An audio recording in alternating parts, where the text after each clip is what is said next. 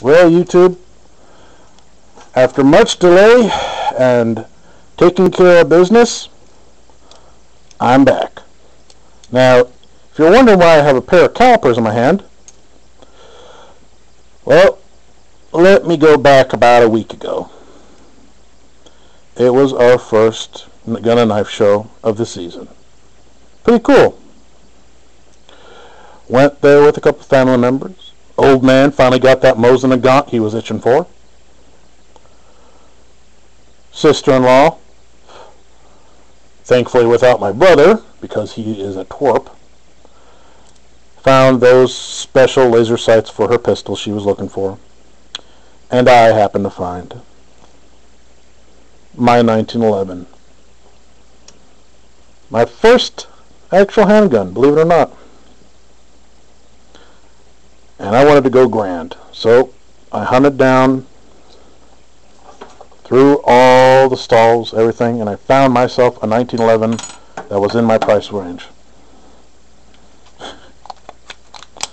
which was dirt cheap. Yeah, what can I say? I'm an El Cheapo. But because of what I've been doing in my work, I can't really afford the greatest. Well, turns out she's a bit of a mutt.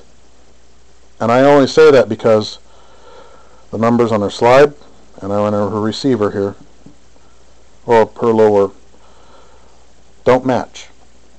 Now, at first I was a little worried. I'm like, what could this mean? I looked it up, or at least all the parts. Turns out her slide was made and manufactured in Brazil.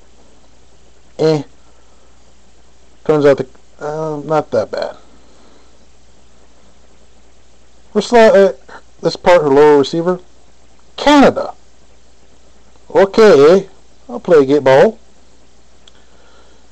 And the rest of her components pretty much are in the U.S. Now, on to the kicker of the main problem I'm having. Cut to this weekend. I go out, purchase some ammo to finally have some fun with this bad boy.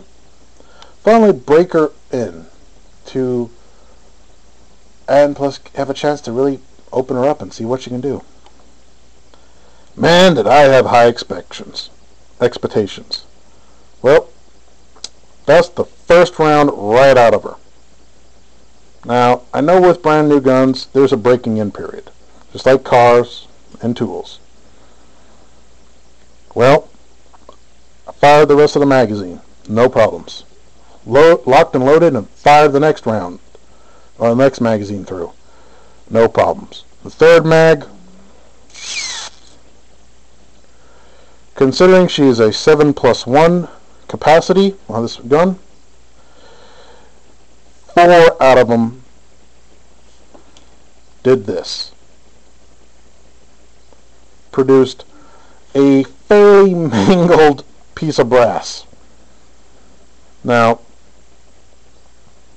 cut to my problem and my question to all you YouTubers out there. If anyone has a 1911 and a trusty set of calipers, I need to have you guys answer a question. I showed this gun to the resident gunsmith they have there. He looked it over, went over and pulled out a Colt. Believe it or not. Well, that's kind of embarrassing. Colt versus the MUTT. Well, turns out the MUTT is about, she was about, or is 0.608 inches. That's this part, the side that has the ejection port on. Now, I can't really remember what the Colt was because I was kind of stunned, but it turned out she was just a couple, just a hair. My gun was a hair taller than what this Colt was. Now, I understand from doing some research And after having him watch me fire the gun and see what his problem was, he discovered this. Most semi-automatics tend to shoot up and to the right. No, this little bastard. She shot up and to the left. The brass would fly up, either straight up and back, or fly right to the left. And all of them were damaged like that one right there. Now, I understand that if the extractor is a little honky or wonky, that it can do this, or even make the brass even a lot worse than what I have. And if not that, because I don't know what type of extractor is in there, if her ejection port is a little bit too high, it can do that too. Now my question is, could you by any chance measure your 1911, depending on if it's a Colt or Kimber, and hopefully from your responses get the ballpark answer to my question? What does yours measure up to? Because I'd rather find out what it is and what is going on before I have to take this thing to a gun shop and have their smith fix it, only to find out I could have just done this at home in my own shop with maybe a small mill, just milled off just a very, very, very small amount to make that ejection port just a hair bigger. Well, I leave it up to you folks. I leave it up to you to help me figure out what the hell's going on.